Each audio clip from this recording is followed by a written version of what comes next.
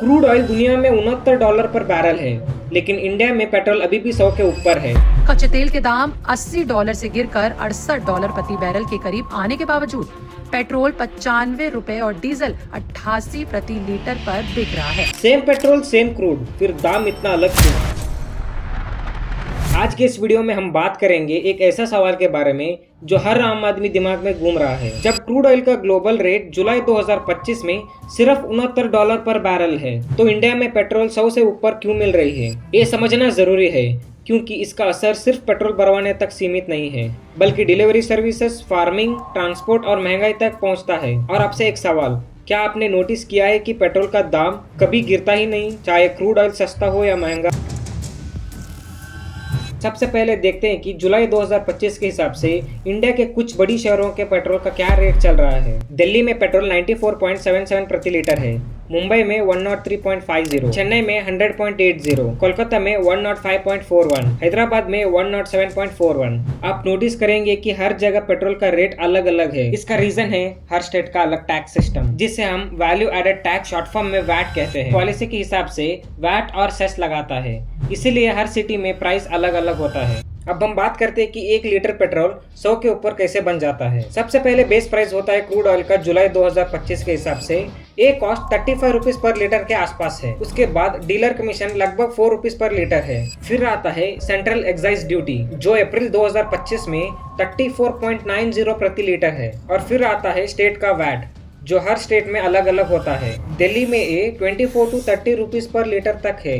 तो जब आप इन सब चीज़ों को जोड़ते हो, base price, excise duty, VAT और डीलर कमीशन, तो फाइनल रेट 100 के ऊपर चला जाता है। पेट्रोल 100 का बिकता है, तो सवाल उठता है गवर्नमेंट को इससे कितना पैसा मिलता है। फाइनेंशियल ईयर 2024-25 के डेटा के मुताबिक सेंट्रल की टोटल पेट्रोलियम सेक्टर कंट्रीब्यूशन थी 4.15 लाख करोड़। स्टेट गवर्नमेंट ने वैट और सेल्स टैक्स और दूसरे सोर्स से 3.25 लाख करोड़ कमाए। इन दोनों से टोटल मिलकर 7.41 लाख करोड़ हो गया। इसके अलावा पेट्रोल पर 2 रुपए प्रति लीटर अलग सेस भी लगता है। ये टैक्स गवर्नमेंट के लिए एक मेजर इनकम सोर्स बन चुका है। इससे पेट्रोल और डीजल अभी तक जीएसटी में नहीं लाए गए। आप सोच रहे होंगे, जब सब कुछ जीएसटी में आ चुका है, तो पेट्रोल और डीजल को जीएसटी में क्यों नहीं लाए गए? जब 2017 में जीएसटी आया था, तब डिसाइड किया गया था कि पेट्रोल, डीजल, एलपीजी और क्रूड ऑयल को टेम्पररी जीएसटी के बाहर रख जाएगा। रीजन सिंपल था, इन आइटम से मिलने वाला रेवेन्यू।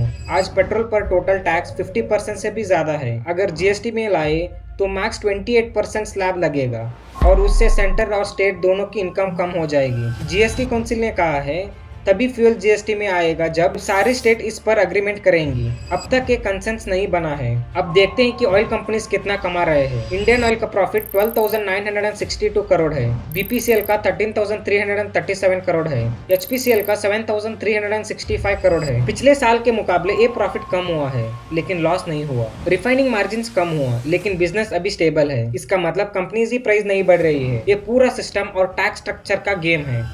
एक नजर डालते हैं ग्लोबल पेट्रोल प्राइस पर। यूएसए में पेट्रोल का रेट 75 रुपीज पर लीटर के आसपास है। यूएई में 61 रुपीज पर लीटर है। ये डिफरेंस मेनली टैक्स स्ट्रक्चर की वजह से है। यूएस और गल्फ कंट्रीज के तो फ्यूल सब्सिडाइज करते हैं, ये टैक्स बहुत कम लगता है। इंडिया में ड्यूअल टैक्स सिस्टम है, एक्साइज प्लस वैट, और इस वजह से यहाँ का प्राइस हाई होता है। पेट्रोल या डीजल का दाम का सबसे बड़ा इम्पैक्ट होता है आप और मेरे जैसे आम लोगों पर। एक डिलीवरी बॉय जो स्विगी या जोमेटो में काम करता है, उसका डेली पेट्रोल खर्चा लगभग 200 रुपया आता है। ट्रक ड्राइवर्स के लिए डीजल महंगा होने का मतलब है ट्रांसपोर्ट कॉस्ट बढ़ना। फार्मर्स के लिए डीजल महंगी मतलब खेती और मंडी का सफर भी कॉस्टली। इसका इनडायरेक्ट इम्पैक्ट सब पर पड़ता है, वेजिटेबल, ग्रोसरी, मिल्क, सब कुछ महंगा। और आखिरकार में दर्द सबसे पहले पॉकेट में महसूस होता है। अब हम बात करते हैं कुछ सेंसिबल सॉल्यूशंस की। पेट्रोल को जीएसटी में लाना चाहिए बिना एक्स्ट्रा सेस के। सिर्फ 28% जीएसटी लगे तो petrol 56 to 60 rupees per litre तक आ सकता है। हर स्टेट के वैट पर एक अपर लिमिट फिक्स किया जाए, जो एक नेशनल पॉलिसी के अकॉर्डिंग हो।